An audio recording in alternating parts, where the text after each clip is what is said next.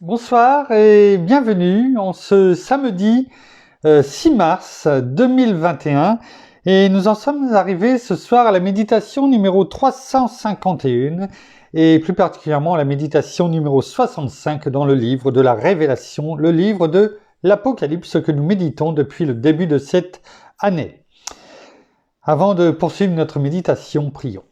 Père, dans le nom de Jésus, bien-aimé Saint-Esprit, Conduis-nous toujours à nous glorifier, non pas en nous, mais en toi. Que ta parole nous enseigne constamment, pas simplement aux méditations du soir, mais à chaque seconde de notre vie, quels que soient les domaines et les compartiments de notre vie. C'est cela qui te glorifie. Alors, portons du fruit, en toi, Seigneur, avec toi, car sans toi, nous ne pouvons rien faire. Alors que ta gloire, une fois de plus ce soir, Père, soit manifestée à travers ton enseignement et à travers ce qui nous sera donné de mettre en pratique au quotidien. À toi toute la gloire, Père, dans le nom de Jésus. Merci, bien-aimé Saint-Esprit. Amen. Je pensais aujourd'hui commencer le message à la 4e église que notre Seigneur donnait, mais il y a des choses qui m'ont été montrées en fin de nuit, et je dirais qu'il fallait que l'on revienne un petit peu, très légèrement, mais en tout cas ce soir, sur la fin de notre méditation d'hier, notamment sur la fin de ce verset 17 que nous allons reprendre dans ce chapitre 2, le message à l'église de Pergame. Et ce verset 17 nous dit que celui qui a des oreilles écoute ce que l'Esprit dit aux églises. Au vainqueur, je donnerai de la manne cachée et un caillou blanc. Sur ce caillou est écrit un nom nouveau que personne ne connaît, sinon celui qui le reçoit. Et nous avons parlé notamment de ce dernier mot, de ce dernier verbe, le verbe recevoir, où il est dit « sinon celui qui le reçoit ». Et on a vu hier que ce verbe recevoir, reçoit vient du verbe grec lambano. Et on avait parlé de ce que le sens profond de ce verbe grec lambano, qui veut dire prendre avec la main, saisir une personne pour l'emmener, bien sûr sans aucune violence, un peu comme le Saint-Esprit quand il a emmené notre Seigneur Jésus dans le désert, juste après avoir été baptisé par Jean le Baptiste, mais également s'approprier, prendre ce qui est à soi. Voilà tout ce que veut dire le verbe lambano, recevoir en français. Mais il est également traduit, on l'a vu, et cela nous confortait, nous fortifiait dans ce que notre Seigneur va faire lors de son avènement, c'est-à-dire épouser, se marier. Et c'est exactement ce que notre Seigneur va venir faire lorsqu'il reviendra, c'est venir chercher son épouse, sans rime ni tâche, pour l'amener avec lui. Chacun d'entre nous qui formons l'Église de Christ. Et on avait vu et on avait dit, c'est cela justement que l'ennemi veut empêcher à tout prix. On avait parlé des vieilles outres et ce vin nouveau déversé dans les vieilles outres qui était impossible. Et on avait dit pourquoi ? Parce que le vin nouveau continue à fermenter et risquait de faire exploser les vieilles outres dont le cuir, à l'époque, le cuir avait durci et avait perdu de son élasticité. Et tout ça, cela représentait nous avec ces vieilles odeurs, avec du monde, avec le cœur endurci. Et on ne pouvait pas recevoir Christ, notre Seigneur, comme cela. Il fallait que nous soyons lavés de l'intérieur, fortifiés, qu'il n'y ait plus rien, entre guillemets, d'impur dans la présence de notre Seigneur, de Dieu, afin qu'il puisse nous remplir progressivement de ce vin nouveau qu'il met en nous, ce vin nouveau qui est notre Seigneur finalement également. Hein. Et on avait vu que par la parole, eh bien que justement on parlait lorsque notre Seigneur avait été amené dans le désert par l'Esprit, par le Saint-Esprit. Et comment, eh bien, pendant 40 jours et 40 nuits, eh bien, il ne s'était pas nourri, il avait jeûné. Et juste à la fin, alors qu'il est dit, notre Seigneur Jésus avait faim, eh bien, c'est là où Satan, eh bien, était arrivé. Il avait essayé de faire chuter, tout simplement, eh bien, le Fils de Dieu, notre Seigneur, qui était venu pour nous, parce que il ne voulait pas qu'il mène à bien sa mission, il voulait faire tomber jusqu'à même le Fils de Dieu. Oui, certes, homme, parce qu'il s'était fait chair, il voulait le faire tomber afin de montrer à Dieu, eh bien, qu'il était fort, il était puissant. Et notre Seigneur, eh bien, lui avait dit non seulement eh bien, qu'il ne prendrait pas tout ce que Satan lui mettait devant les yeux, lui offrait sur un plateau, hein, à partir du moment où il s'agenouillait et qu'il lui faisait, comment dirais-je, allégeance. Finalement, c'est cela. Et il avait dit, et c'est là ce fameux verset dans Matthieu 4,4, hein, il est dit, il est écrit, l'homme ne vivra pas de pain seulement, mais de toute parole qui sort de la bouche de Dieu.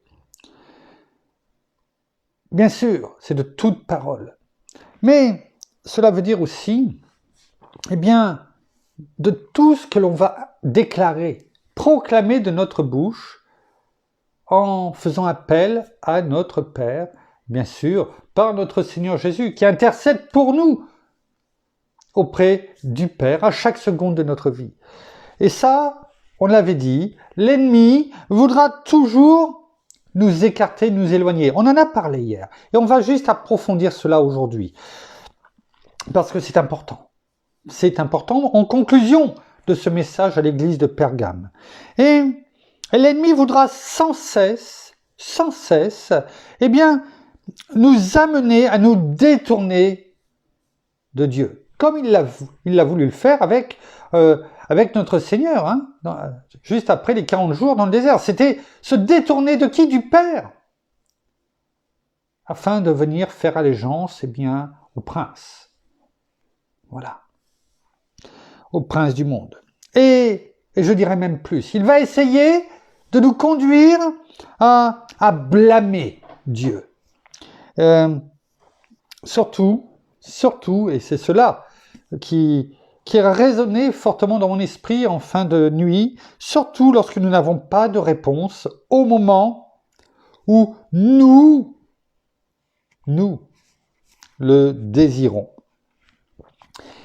Et la chair est faible, hein, l'apôtre Paul l'a dit, hein, la chair est faible. Et c'est pourquoi nous ne devons plus marcher par la chair, mais par l'esprit, comme il est dit dans Romains 8.1. Il n'y a donc maintenant plus aucune condamnation pour ceux qui sont en Christ Jésus et qui marchent non selon la chair, mais selon l'esprit. On ne peut pas avoir les deux. Marcher selon la chair, c'est marcher et aller vers la mort. C'est la mort. Aller marcher par l'esprit, c'est la vie. Et l'ennemi, eh bien, c'est ce qu'il va vouloir faire. Que lorsque nous n'avons pas une réponse immédiate, parce que l'homme aime bien maintenant, en plus de notre génération, eh bien, ce qu'on pourrait appeler la génération fast-food, hein, tout rapidement. On commande, on a tout de suite. On désire et on peut, il suffit d'un clic, c'est payé, on n'a plus qu'à se faire livrer ou aller chercher. Tout est prêt. Et l'ennemi le sait. L'ennemi le sait. Et il amène les gens à vouloir la même chose de Dieu. On demande et on reçoit. Et si on ne le reçoit pas tout de suite, eh bien il est là pour nous dire, tu vois finalement, ça ne change pas. Ta situation est toujours la même. Donc à quoi ça sert de demander à Dieu? À quoi ça sert de prier? Et c'est comme ça qu'il a les personnes qui sont attirées et qui veulent arriver. Et il les fait tomber. Vous savez, c'est les 4 terrains. Hein.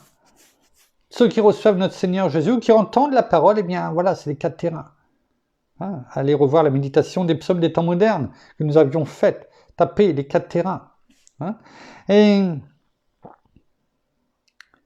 c'est ce qu'il veut faire. Regardons ce qui est écrit dans Ésaïe 55:8 à ce sujet. Il veut nous détourner finalement de la prière. Ah, on en a parlé un petit peu, on l'a abordé. Ce n'est pas la peine de prier. Ce n'est pas la peine de demander, ce n'est pas la peine de déclarer la parole de Dieu. Tu vois, tu n'as pas les choses quand tu le demandes. Et Ésaïe 55:8, c'est un peu c'est notre frère Francis qui disait ça il y a quelque temps, eh bien, c'est le drapeau de Dieu. C'est son drapeau. Mais c'est également le nôtre. Regardons ce qui est écrit dans ce verset 8 d'Ésaïe chapitre 55. « Car mes pensées ne sont pas vos pensées, et vos voix ne sont pas mes voix. » Il est même écrit derrière « oracle de l'Éternel ». Vous savez, ces versets courts qui claquent comme un ordre. Ça ne changera pas, ça sera toujours comme ça. Vos pensées, car mes pensées ne sont pas vos pensées, et vos voix ne sont pas mes voix. Ça ne veut pas dire que nous n'aurons pas une réponse, une délivrance, parce que Dieu nous aime. Ça, c'est une certitude. Il a dit, je ne vous délaisserai pas, je ne vous abandonnerai pas. Donc, il ne va pas nous laisser. Mais ce n'est pas parce que nous voulons cette chose-là où il y a peut-être des choses à apprendre à travers un combat que nous menons. Je n'ai pas dit que c'était Dieu qui nous le donnait, ce combat. Mais il le permet peut-être pour que nous apprenions quelque chose. Pour que nous venions justement à lui et que nous lui faisions confiance. Afin que nous abandonnions peut-être certaines choses humaines, nos forces humaines, ces quelques forces auxquelles nous voulons encore nous raccrocher, alors que c'est notre Seigneur, c'est notre Père qui est cette forteresse, notre Seigneur qui est notre bon berger, pour que notre foi grandisse. Mais l'ennemi, n'en doutons pas, il va être là. Il va être là et il va nous dire, tu vois, tu n'as pas la réponse.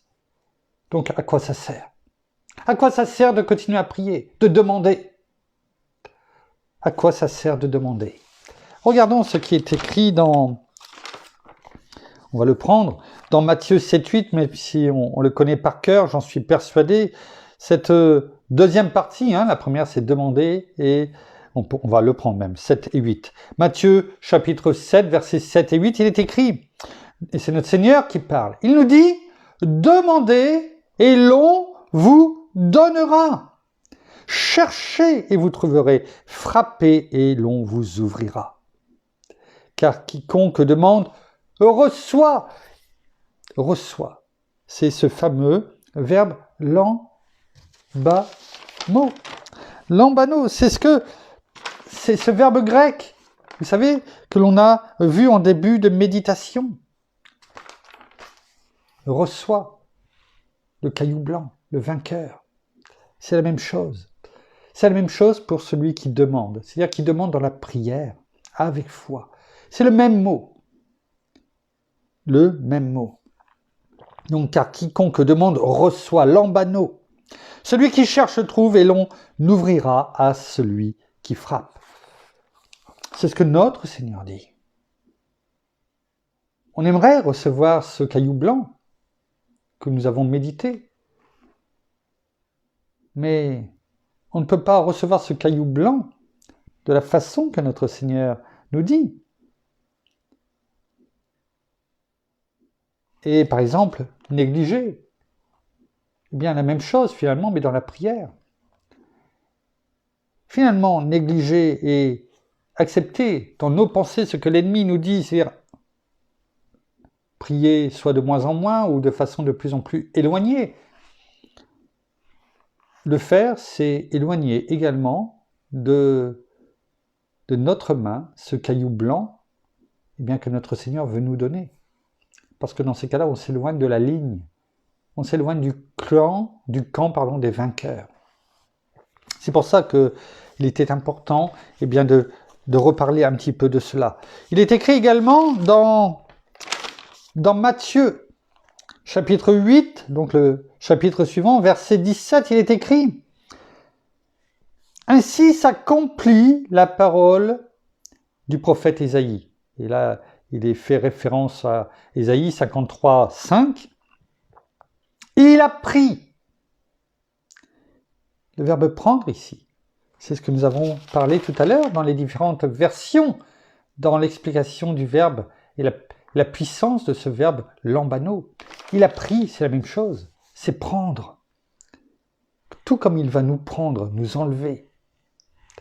Pour être avec lui, et bien là, il a fait la même chose. Il a pris lambano, il a pris quoi? Eh bien, nos infirmités. Il s'est chargé de nos maladies. C'est Ésaïe 53, 5, c'est ce que le rappel dans Matthieu chapitre 8, verset 17, c'est ce rappel à Ésaïe 53, 5. Il l'a fait, il l'a pris, c'est une certitude. Et ça, l'ennemi, dans nos maladies, dans nos douleurs, dans nos infirmités, va vouloir nous faire croire que tu ne peux pas faire autrement. Tu es obligé de les subir. Ce n'est pas la peine de prier pour en être délivré, c'est un fait, c'est ta situation. Mais là, tout comme nous voulons recevoir et nous allons recevoir ce caillou blanc qui va nous être donné, simplement pour nous, de façon individuelle, avec notre nom propre écrit dessus, ce nom nouveau que personne ne connaît sauf celui qui va le recevoir, c'est-à-dire chacun d'entre nous, si nous voulons le recevoir, il va falloir faire preuve de fidélité. Tout comme nous venons de le voir au travers de ces chapitres et au travers de ces versets. Mais pour cela, il va falloir faire taire tous ces bruits du monde et ces bruits dans nos pensées que l'ennemi, au travers de nos différents moments, différentes tempêtes de notre vie, qu'il va falloir faire taire. Faire taire. Alors, blâmer Dieu, finalement, c'est comme si c'était le commencement de l'apostasie. L'apostasie, c'est rejeter Dieu. Alors, on va dire, oui, non, mais c'est pas parce que je prie moins que je rejette Dieu. Mais ce n'est que le commencement. L'ennemi est sournois. Et cette gangrène qu'il commence à poindre, va tout pourrir. Donc, commencer à blâmer Dieu parce qu'on ne reçoit pas les choses tout de suite, c'est le commencement de l'apostasie. C'est comme si que l'on montrait le poing à Dieu. Le poing à Dieu.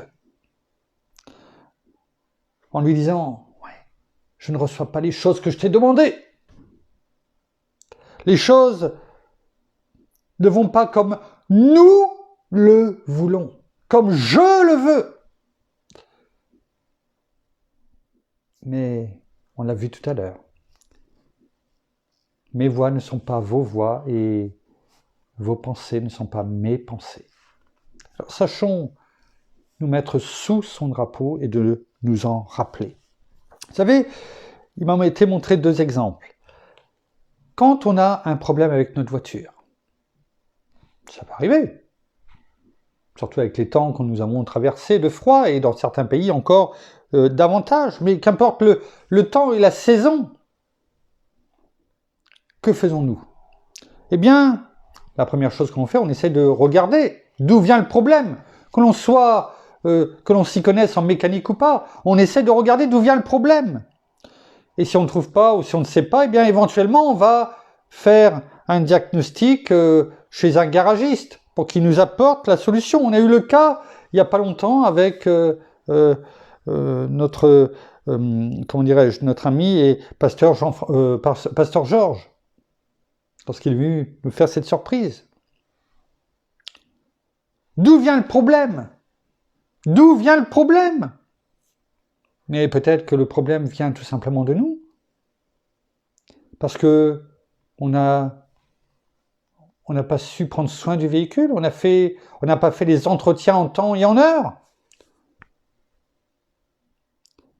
Peut-être tout simplement parce que on a une conduite, eh bien, peut-être un peu trop brusque, qui fait qu'on utilise peut-être et on use, eh bien, peut-être plus rapidement certains, comment dirais-je, éléments de la voiture. Peut-être que on passe les rapports de façon trop brutale. On freine peut-être trop brusquement. J'en sais rien. Il peut y avoir beaucoup de choses. Il y a plein de possibilités. Alors, bien souvent, qu'est-ce que l'on va faire? Et c'est humain, hein? On va faire quoi? Eh bien, on va peut-être critiquer celui qui nous a vendu la voiture, peut-être le particulier ou le garage, je veux dire, comment dirais-je, où on a acheté le véhicule. Mais il y a une chose que l'on fait très rarement. Est-ce que l'on va critiquer le constructeur? C'est assez rare, finalement. Je ne vais pas dire que c'était impossible, qu'il n'y en avait jamais. Mais bien souvent, eh bien, il va y avoir tout cela avant. Parce que c'est peut-être de nous, d'un vice caché, parce que les papiers ont été trafiqués, où on a oublié, il n'y avait plus le carnet d'entretien, où il y avait été mis des choses et puis ce n'était pas la réalité. Celui qui nous a vendu la voiture, qui nous avait peut-être caché des choses. Mais très rarement, eh bien, on ne va pas critiquer le constructeur. Un deuxième exemple. On va prendre un aliment, quel qu'il soit, et on va goûter, et on ne va pas l'apprécier, pour différentes raisons. On va peut-être plus l'acheter, c'est normal. J'ai pris des exemples, par exemple, au niveau de la catégorie de l'eau, eh bien, la badoie. La badoie, c'est un peu pétillant. Tout le monde n'aime pas forcément le pétillant, ou tout le monde n'aime pas forcément le goût de la badoie. Hein? Alors, est-ce que l'on va plus, par exemple, acheter de l'Evian, de la Volvic, ou de la Salvetta? C'est des exemples que j'ai pris, vous allez comprendre pourquoi. Si on prend dans la catégorie des produits laitiers, à un certain moment, c'était un peu la folie même, notamment l'hiver, je crois, eh bien on disait, il y avait la pub, et les médecins, on faisait la pub, qu'il fallait prendre de l'Actimel. C'était bon pour les os, etc. Hein? Ou de la marque Bio, de la Blédina, des Danettes. Vous savez, les yaourts Fjord, la marque Galbani, du Jarvet, vous savez, en pot, hein? Ou en petit yaourt, du Jockey, des petits Suisses, pour certains, la taille fine. Ou alors, dans la catégorie des biscuits, Granny, Eudebert, hein, Granny, c'est les barres, je crois, des barres un petit peu vitaminées, entre guillemets, Eudebert, ou vous savez, tout ce qui est lu, Belin, Mikado, les petits écoliers, les princes, pour une autre génération, les pépitos, pour d'autres qui aiment bien les Pims, ou la marque Pelletier. Alors, ce n'est pas parce que on n'aime pas, par exemple, la badoie, ou l'Actimel, ou, je sais pas, le Mikado, par exemple, enfin, n'importe quoi. Qu'est-ce qu'on va faire? Bon, on n'en prend pas. On ne les prend pas. Mais est-ce que ça nous empêche de prendre le reste que nous a énuméré? Non. On prend autre chose, et bien souvent on prend quelque chose qui appartient à la même marque. C'est-à-dire le groupe Danone, pour ne pas le citer, vous l'avez compris. Est-ce que cela veut dire que l'on va critiquer celui qui est détenteur, qui est le créateur de ce groupe Danone? Est-ce que l'on va plus acheter du tout de toutes ces marques, tout simplement parce qu'on n'a pas aimé un produit, parce qu'il nous a, peut-être, il n'était pas frais, ou la date était dépassée, et on ne s'est pas aperçu, et puis on a été malade, Et donc on va dire, je n'en prends plus. Oui, on va plus prendre peut-être d'un produit, mais on va boycotter tous les produits Danone, du groupe Danone. Et là, ce ne sont que les produits français. Je ne parle pas des produits étrangers qui leur appartiennent également et que l'on peut-être qu'on consomme sans le savoir. Non. Alors pourquoi? Pourquoi, lorsqu'on a un problème qui n'est pas résolu tout de suite, la première chose qui nous vient, qui est soufflotée par les esprits mauvais, eh bien, c'est de critiquer qui? Le Créateur, notre Père. Ce que l'on ne fait pas dans la vie de tous les jours. Et pourtant, combien nous sommes prompts à aller critiquer notre Créateur, parce que nous n'avons pas la réponse tout de suite. Quelle hypocrisie! Quelle hypocrisie! Alors pourquoi? Peut-être parce que nous n'aimons pas toujours ce que Dieu nous amène à faire par sa parole, parce que la vérité nous dit qu'il ne faut pas être tiède, parce qu'il ne faut pas avoir un pied dans le monde et un pied avec Dieu, avec notre Seigneur, dans le royaume de la lumière. Peut-être parce qu'il va falloir abandonner certaines choses, et c'est même sûr, dans certaines choses à la télévision, dans certaines choses, peut-être dans certaines personnes que l'on côtoie, peut-être, sûrement. Alors ça ne nous plaît pas.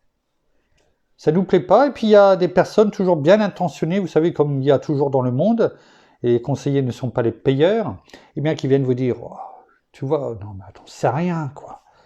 Et puis quand il y a des choses qui arrivent et puis qu'on n'arrive pas à avoir la réponse tout de suite et on voit pas, ça ne bouge pas, on voit pas le bout du tunnel comme on dit, la première chose que l'on fait, c'est on lève le poing. Oh, physiquement ou pas, mais simplement en parole, ça veut dire la même chose.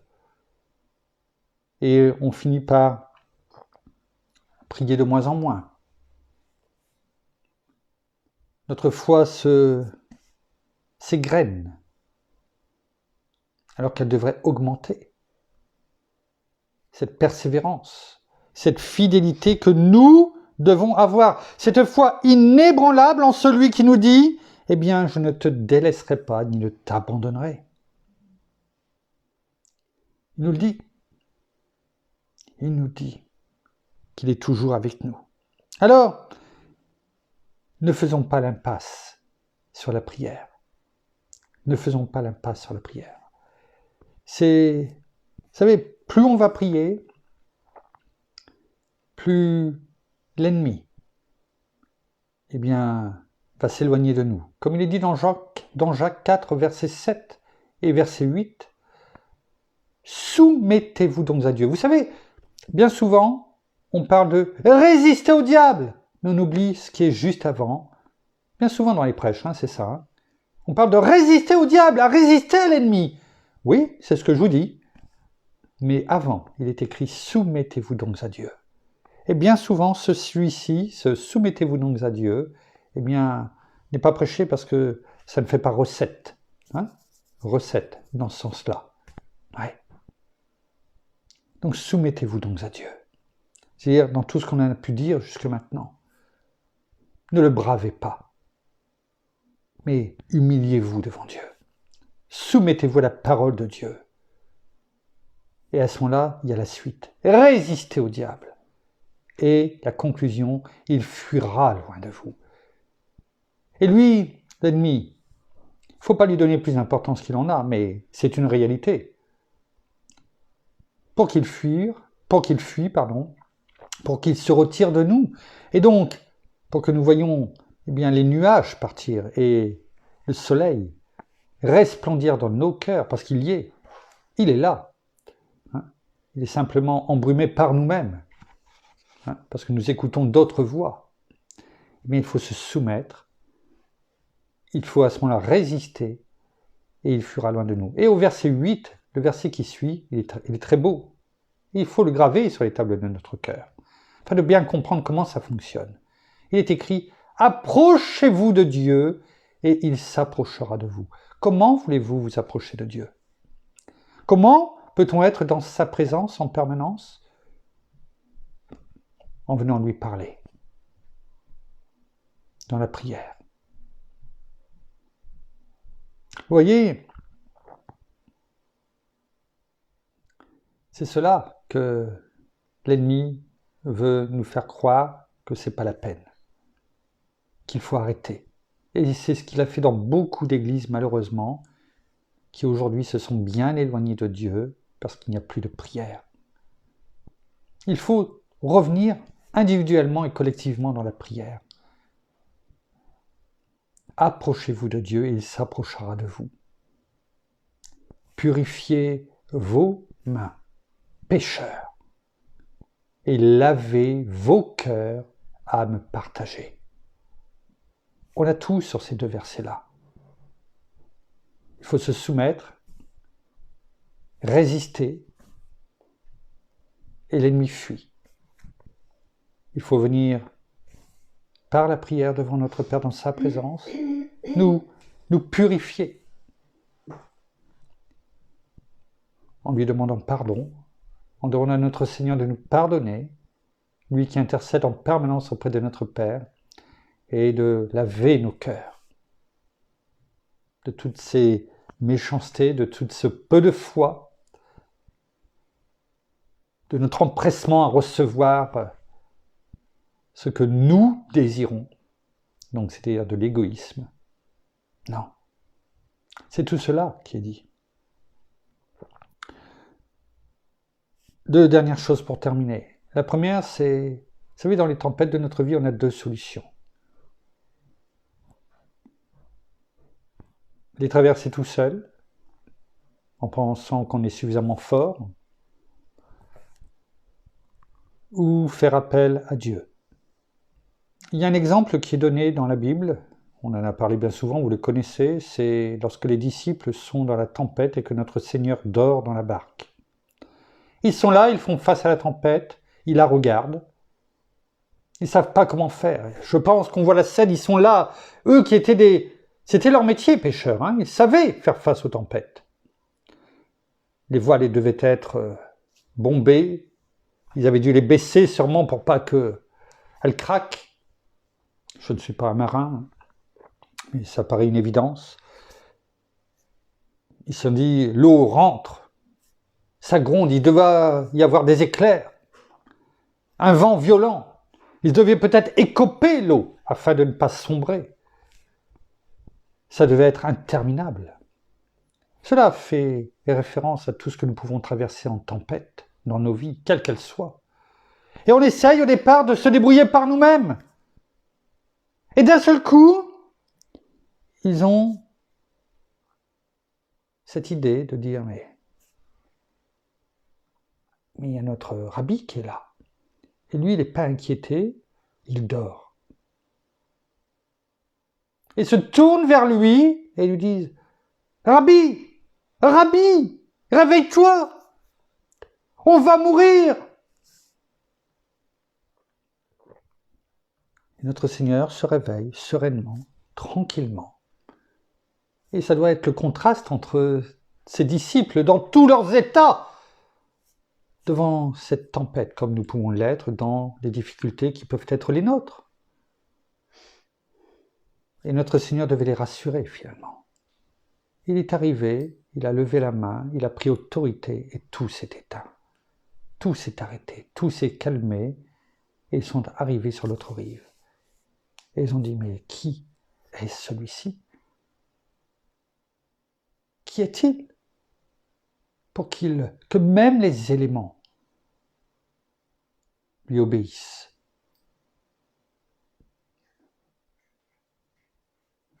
À un moment donné, quelle que soit la durée de nos difficultés, il faut savoir venir, faire confiance en notre Seigneur, qui intercède auprès de notre Père en permanence, et qui va tout calmer, et nous amener sur la bonne rive, c'est-à-dire traverser tout cela, dans le calme avec lui. Il faut savoir tout simplement se tourner vers la bonne personne et de lui demander.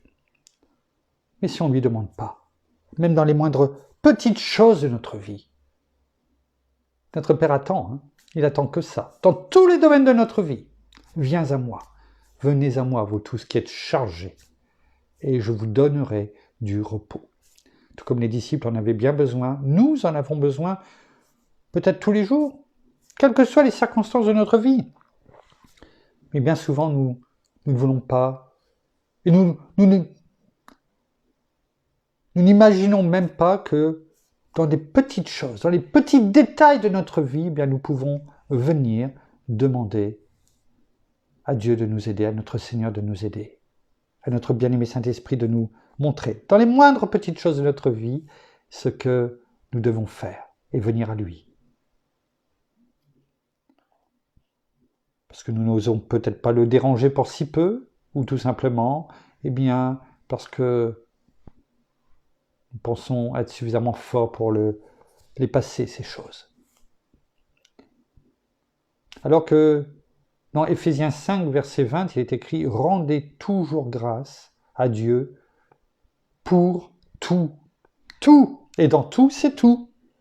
C'est-à-dire dans tous les domaines et compartiments de votre vie, du petit, moyen au grand.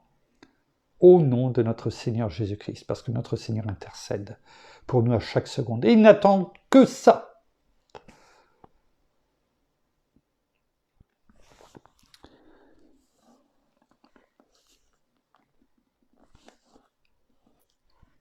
Osons déranger notre Père dans les moindres détails de nos vies. Et c'est vrai que l'ennemi veut que nous ayons peur et que nous restions tétanisés. C'est ce qu'il veut. Tout comme, je pense, eh bien, les disciples étaient dans la barque. Mais il faut passer au-delà de notre peur. Parce que notre Seigneur nous a dit, notre Père dans sa parole, dans Ésaïe 41:10, il nous dit « Sois sans crainte, car je suis avec toi. Ne promène pas des regards inquiets, car je suis ton Dieu. Je te fortifie. Je viens à ton secours. Je te soutiens de ma droite triomphante. » C'est ce qu'il nous dit encore aujourd'hui. Alors ne soyons pas et ne restons pas tétanisés par l'ennemi, mais sachons et réveillés, tout comme les disciples l'ont fait, eh bien notre Seigneur, il n'a pas dit non, je reste et je dors. Il était là quand on est venu le réveiller, quand on est venu lui demander quelque chose. Il nous attend. Et c'est ce qu'il nous demande dans la prière de faire. Alors, oui, la parole de Dieu est efficace en tout temps. En tout temps. Nous terminons par ce qui est écrit, comme tout à l'heure dans Ésaïe 55, la suite. Et regardez. C'est finalement l'image de la parole de Dieu dans nos vies, mais également des prières que nous faisons monter à Dieu. Regardons ce qui est écrit le verset 10 et 11. Un magnifique verset. 2 versets magnifiques et que nous devons toujours avoir en tête, ou en tout cas dans notre esprit. Comme la pluie et la neige descendent des cieux et n'y retournent pas sans avoir arrosé, fécondé la terre et fait germer les plantes, sans avoir donné de la semence au semeur et du pain à celui qui mange. Ainsi en est-il de ma parole qui sort de ma bouche. Elle ne retourne pas à moi sans effet, sans avoir exécuté ma volonté et accompli avec succès ce pourquoi je l'ai envoyé. Voilà ce que fait Dieu. Alors, toute cette démarche, cette eau qui tombe, qui arrose, qui féconde la terre, qui va donner de la récolte. Cette récolte va servir et va être ramassée, amassée, apportée au moulin. La farine, la fabrication, la confection du pain, de la nourriture, afin d'arriver à ta bouche pour te nourrir. Il faut du temps, ça ne se fait pas en un claquement de doigts. Et la parole, notre Père nous dit que tout cela, c'est un circuit. Et après l'eau, finalement, une fois que tout ça a été fait, elle revient parce qu'elle revient en vapeur et le cycle se reproduit. Ma parole, quand tu me demandes quelque chose, finalement, c'est le même cycle. Elle ne reviendra pas à moi sans avoir été, sans avoir exécuté ma volonté pour toi, mon enfant. Elle va avant de revenir à moi, eh bien, avoir été exécuté.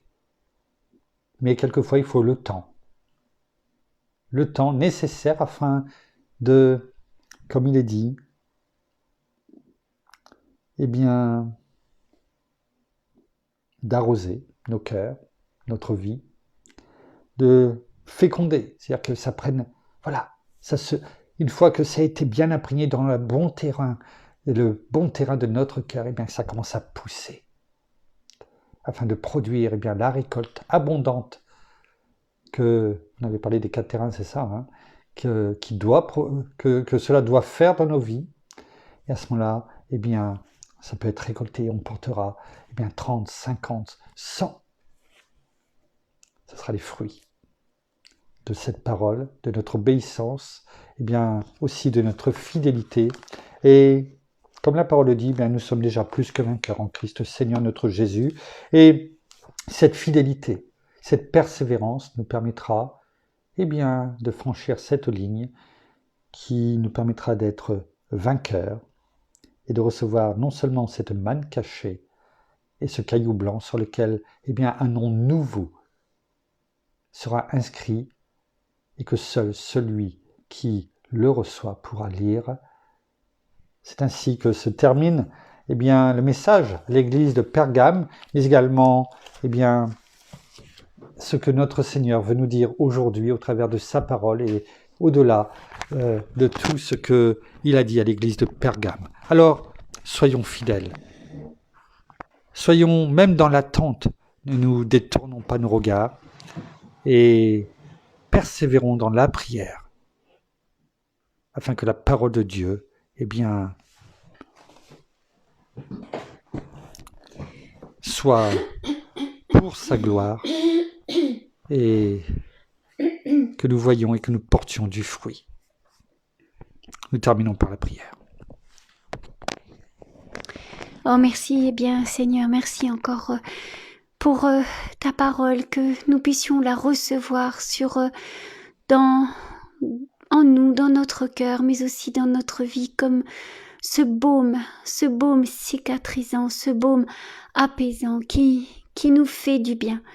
Merci parce que tu es là, à côté de nous, tu nous rassures et nous savons que quelles que soient les tempêtes de nos vies, quelles que soient les difficultés, eh bien tu es là. Oui, tu agis comme là dans la barque.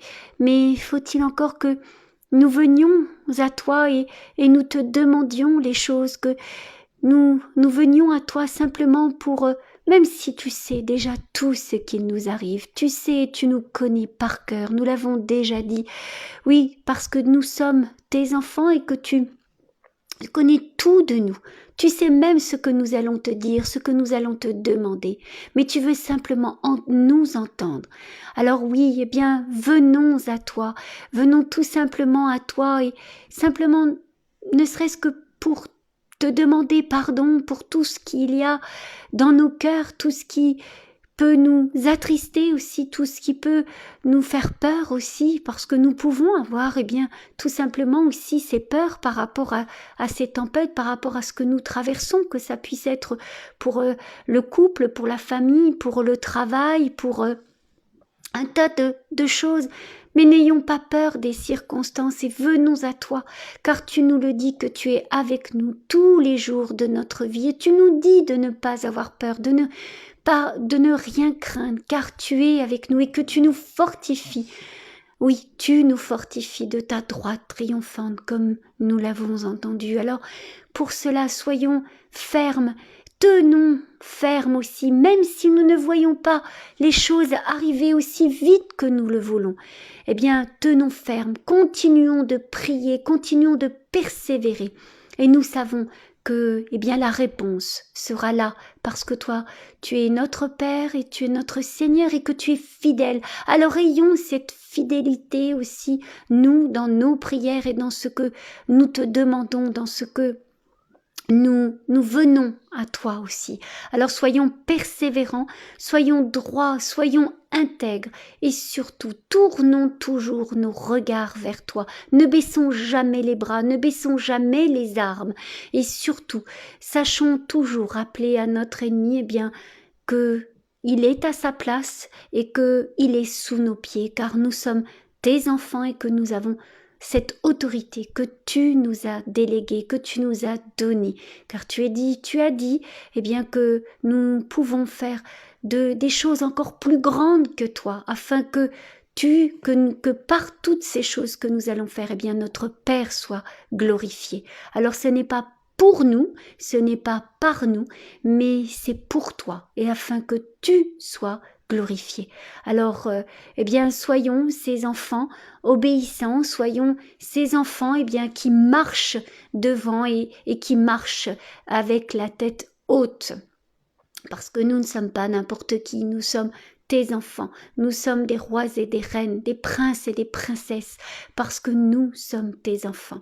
Alors soyez tous abondamment bénis, soyez tous aussi armés solidement, et vraiment soyez ces enfants soumis à notre Père, afin que eh bien, nous puissions avancer dans ce qu'il nous demande, et surtout dans son temps, parce que nous l'avons dit, eh bien, son temps n'est pas le nôtre. Et ses voies ne sont pas les nôtres également.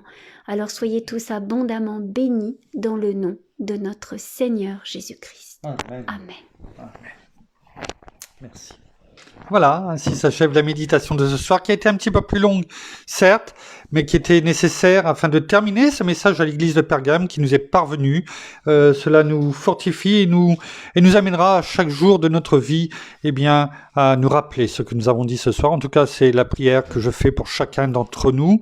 Il y a des fois où c'est un peu plus long que d'autres. Mais c'est toujours pour notre bien. Nous saluons nos amis au Québec, au Canada, en francophonie, en France, à Paris, tout autour de chez nous. Nous vous bénissons abondamment de toutes les bénédictions spirituelles dans les lieux célestes en Christ. Nous vous donnons rendez-vous donc, non pas, eh bien, demain soir, parce qu'il n'y a pas de méditation le dimanche soir, mais par contre, nous vous donnons rendez-vous demain à 11h45 pour le début de la méditation, sachant que ce soir, nous vous enverrons,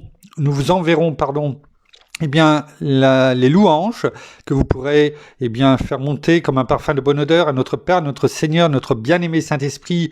Nous les commençons à partir de 11h. Vous pouvez bien sûr les commencer avant et même en rajouter d'autres, mais parce que sinon nous sommes censurés si on continue à le faire comme nous le faisions tout au début par Facebook. C'était le pourquoi de cela. Donc nous vous enverrons le lien YouTube de la chaîne YouTube où vous pourrez donc chanter de votre côté. C'est moins convivial, mais on est bien obligé de faire avec.